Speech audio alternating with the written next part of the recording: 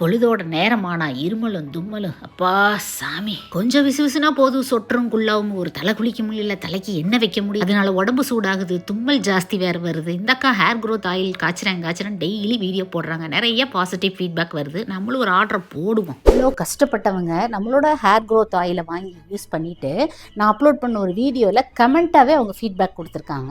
15 days அவங்க oil use பண்ணிட்டு இருக்கேன், சைனஸ் ப்ராப்ளம் இருக்குது, இந்த ஆயில் யூஸ் பண்ணதுலேருந்து சைனஸ் டேப்லெட் போடவே இல்லை, சுத்தமாக எனக்கு தும்மலே இல்லை.